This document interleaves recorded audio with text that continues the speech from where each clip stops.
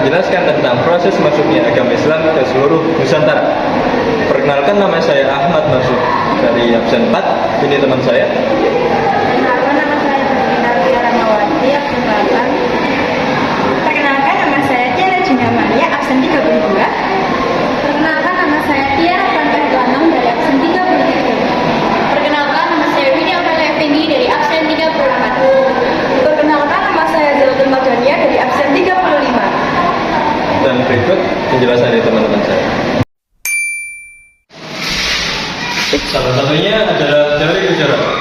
Teori ini dikemukakan oleh sarjana-sarjana dari Gujarat Barat yang bernama Big Neville, G. Snowboarding dan P.G. Mokwet.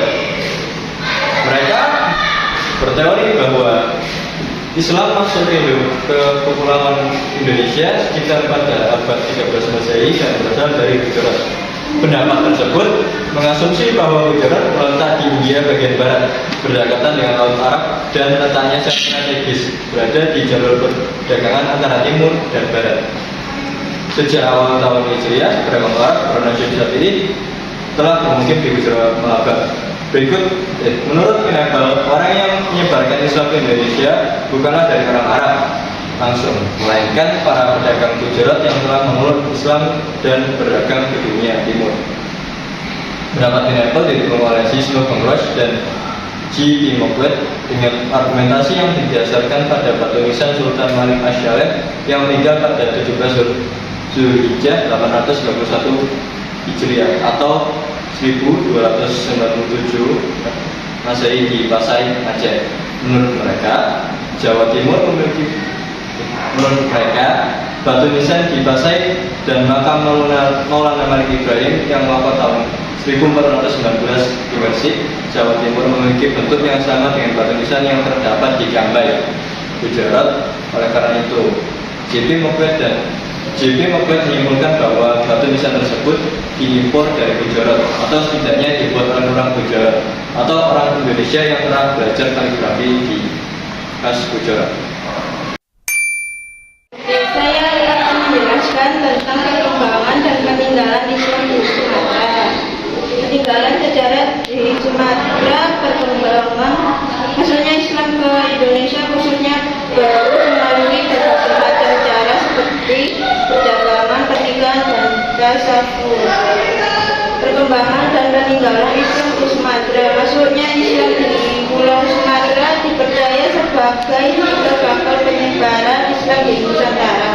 Kedatangan agama Islam pertama kali di Indonesia melalui baru sebuah daerah yang terletak di pantai barat Sumatera pada abad ke-7, yang pada waktu itu Sumatera telah berdiri kerajaan Sriwijaya yang bernorak Buddha. Bukti-bukti penyebaran kebudayaan Islam masih dapat dijumpai hingga kini, diantaranya adalah masjid dan makam-makam Islam di Sumatera. Pada akhir abad itu perdagangan Arab melalui menjejakkan kakinya pelabuhan baru untuk melakukan perdagangan dan penyebaran agama Islam.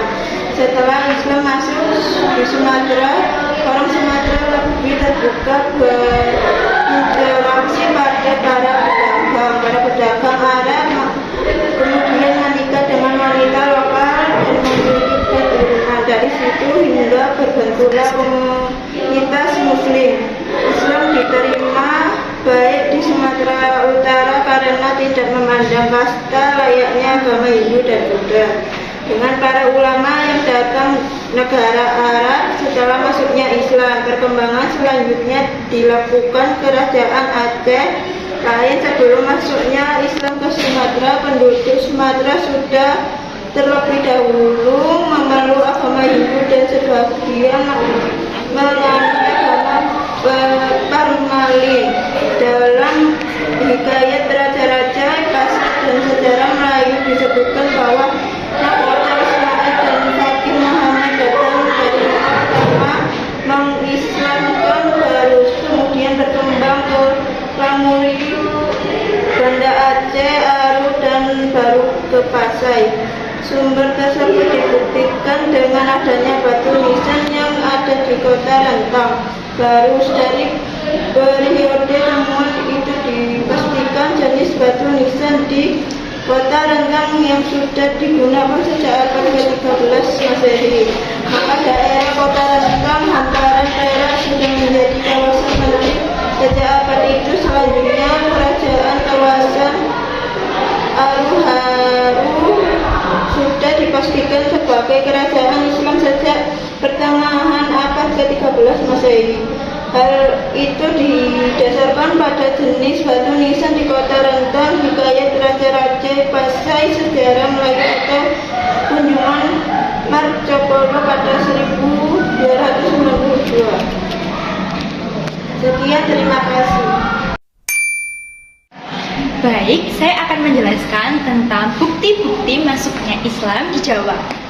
Yang pertama, bukti masuknya Islam di Jawa adalah ditemukannya makam Fatimah binti Maimun bin Hibadullah. Fatimah ini meninggal di tahun 475 Hijriah atau 1082 Masehi di Desa Leran, Kecamatan Manyar, Gresik. Yang kedua, selain makam Fatimah ini, ditemukan juga makam Maulana Malik Ibrahim yang berasal dari Kaisyan di Persia. Sunan Maulana Malik Ibrahim ini meninggal di tahun 822 Hijriah atau pada tahun 1419 Masehi. Nah, Sunan Maulana itu adalah tokoh wali songo pertama yang menyebarkan ajaran Islam atau biasa disebut Sunan Gresik. Oleh sebab itu, Sunan Gresik dianggap sebagai wali pertama yang mengislamkan Jawa. Berkat Sunan Gresik, ajaran Islam pun mulai dikenal dan mengalami perkembangan yang signifikan di Pulau Jawa. 3. Makam Troloyo atau bukti keberadaan Islam di Kerajaan Majapahit. Nisan di makam Troloyo menjadi tonggak sejarah Islam di Pulau Jawa. Berlokasi di Duku Sidodadi, Desa Sentonorejo, Kecamatan Trowulan, kira-kira 750 meter di sebelah selatan Candi Kedaton dan Sumur Upas. Bukti yang keempat adalah Berita Mahuan pada tahun 1413 sampai 1415. Pernah melakukan pelayaran untuk mengunjungi pesisir Jawa. Dalam buku yang berjudul Nyai Singlan, peninjauan umum tentang pantai-pantai samudra diceritakan mengenai keberadaan orang-orang Muslim di Gresik.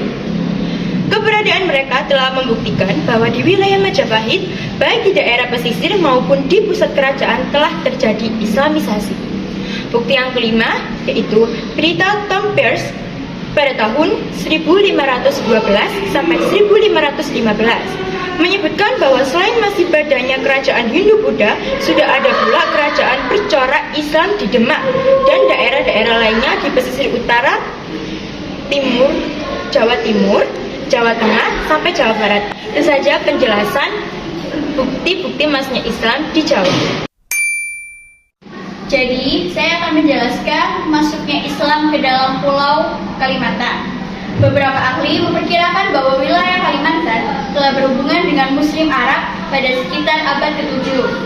Namun, kala itu hanya terjalin hubungan dagang, karena rute Kalimantan dilewati rute pelayaran Arab, Persia, India, dan Cina. Pendapat kedatangan Islam pada abad ke-7 ini dibuktikan dengan adanya hubungan perdagangan pada masa Khalifah Utsman bin Affan 644 sampai 654 yang ditulis dalam kitab Nukhbah Adhar. Sedangkan pendapat lain menyatakan bahwa Islam baru datang ke Kalimantan pada abad ke-13. Hal itu dibuktikan dengan adanya makam di Kerajaan Tanjung Pura, Kalimantan Barat yang desainnya tertulis menggunakan huruf Arab disertai huruf Jawa kuno dan bertahun saka. Selain itu, Desa Negeri Baru Benua Kayong Ketapang terdapat beberapa nisan dari abad ke-15 yang terdapat inskripsi dan Jawa kuno.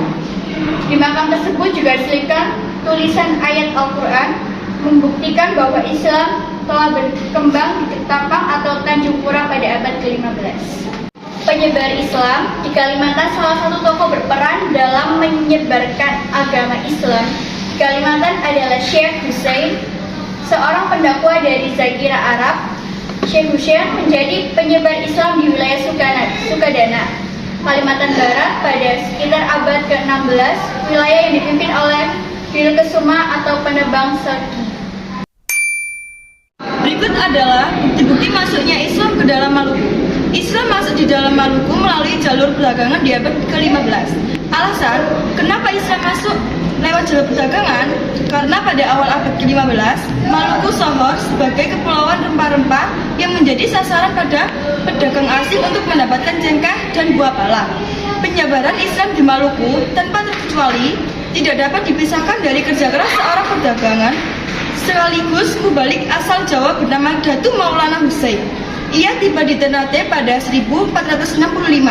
Jadi, tanda-tanda awal kehadiran Islam di daerah Maluku dapat diketahui dari sumber naskah kuno berupa hikayat, yaitu hikayat Hitu dan hikayat Bacan. Raja yang pertama kali masuk Islam di Maluku adalah Kolanu Marhum 1465 sampai 1486. Penguasa Ternate ke-18 adalah raja pertama yang diketahui memeluk Islam bersama seluruh kerabat dan pejabat istana. Pengganti Kolana Marhum adalah putranya Zainal Abidin 1486 sampai 1500. Sejarah masuknya Islam di Sulawesi dimulai di Makassar, Goa, dan Talo yang berada di wilayah Sulawesi Selatan. Sejak dulu, di Sulawesi Selatan telah berdiri beberapa kerajaan dan yang paling awal memeluk agama Islam adalah raja dan masyarakat Goa dan Talo. Pulau Sulawesi, bukti bahwa agama Islam masuk ke Sulawesi adalah ditemukannya sebuah naskah yang bernama Lontara Bilang, yaitu buku harian tentang Raja Goa dan Talo. Sejak tahun 1545 Masehi, dalam naskah itu dicatat peristiwa pengislaman di Sulawesi Selatan seperti pertama, 22 September 1603 Masehi, Kanjeng Matowaya Raja keempat dari Talo masuk ke Islam dan bergelar Sultan Alauddin. Yang kedua, 9 November 1607 Masehi, Kerajaan Makassar diproklamasikan sebagai Kesultanan Islam. Ketiga, 23 November 1611 Masehi, Kerajaan Bone dan Kerajaan Wajo juga masuk Islam. Biasanya yang menyebarkan Islam dengan cara berdakwah adalah kelompok dai dari Demak, Tuban, Ternate, dan dari Demak Minangkabau. Adapun dai yang mendakwakan Islam secara perorangan datang dari Aceh, Melayu, serta Campak. Sekian materi dari kami. Terima kasih. Wassalam.